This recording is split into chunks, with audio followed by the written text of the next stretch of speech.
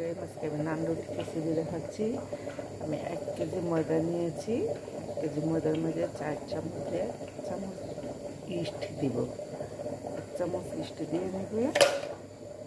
এই যে আমি এই ইস্টটা ব্যবহার করেছি।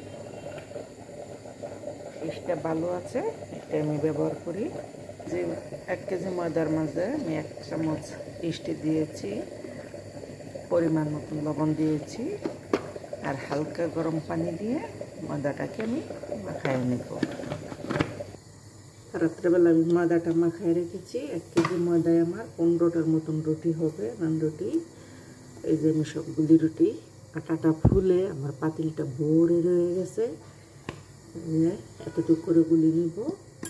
একে একে সবগুলি নান রুটি আমি বানাই নেব।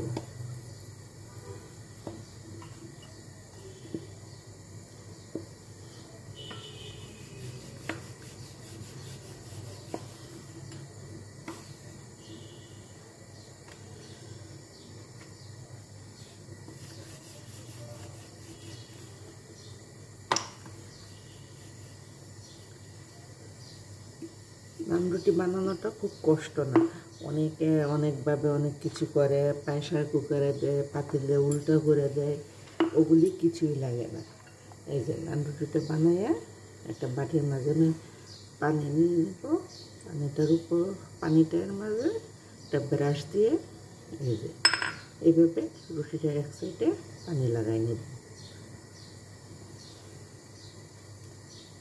সবগুলি রুটি সাইডে দিয়ে আমি পানি লাগাই নেব।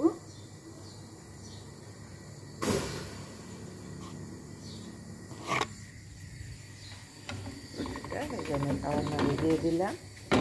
শুধু দরকার হচ্ছে এরকম একটা হ্যান্ডেলওয়ালা তাওয়ার, একটা সিলভারের তাওয়া। তাওয়াটার মধ্যে রুটিটা দিয়ে 10 সেকেন্ড পরে আমি তাওয়াটা এইভাবে ধরে উল্টে দেব। নান রুটি বানানো খুব কষ্ট না, খুবই ইজি। আমি সবসময় বানাই, সপ্তাহে 2 দিন আমি নান রুটিটা বানাই। আজকে আমার বাসায় মেহমান আছে, যার জন্য আমি 1 কেজি ময়দা নিয়েছি। এই যে এভাবে উল্টাইয়া ধরবেন, ধরার পরে কি সুন্দর রুটিটা হয়ে যাবে। শুধু প্রয়োজন এরকম একটা তাওয়া। এই তাওয়াগুলি আপনারা যে কোনো দোকানে পাবেন। একবার কিনে রাখলে আপনাদের 10 বছর 20 বছর চলে যাবে, নষ্ট হয় না,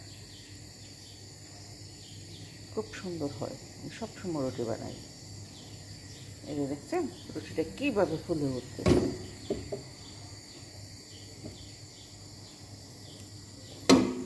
দেখুন রুটিটা কীভাবে ফুলে উঠেছে, কত সুন্দর হয়েছে। কোনো পরিশ্রমের কোনো কাজ নাই, বরঞ্চ আমার কাছে আরও নর্মাল রুটির থেকে নান রুটি বানানোটা ইজি মনে হয়, খাইতেও ভালো লাগে, সব কিছু দিয়ে খাওয়া যায়। এই যে আমি আজকে মেহমান আছে, যে প্রেশার কুকার ভরে আমি পায়া রান্না করেছি, গরুর পায়া দিয়ে নান রুটি।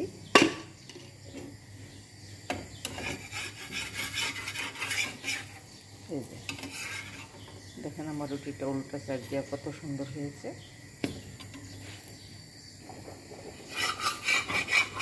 আমার অনেকগুলি রুটি হয়ে গেছে, এখন আমি সবাইকে খেতে দিয়ে দিব, তারপরে আমি বাকি রুটিগুলি বানাই নিব। কত সুন্দর হয়েছে দেখেছেন। আটাটা মাখানোর সময় তরকারি চামচ দিয়ে বা 4 চামচ দিয়ে 3 চামচ চিনি, পরিমাণ মতো লবণ, হালকা কুসুম গরম পানি দিয়ে মাখাইয়া গরম জায়গায় রেখে দিতে হয়। এটা ভালোভাবে ডেকে রাখলে আটাটা ফুলে যায় সুন্দর করে।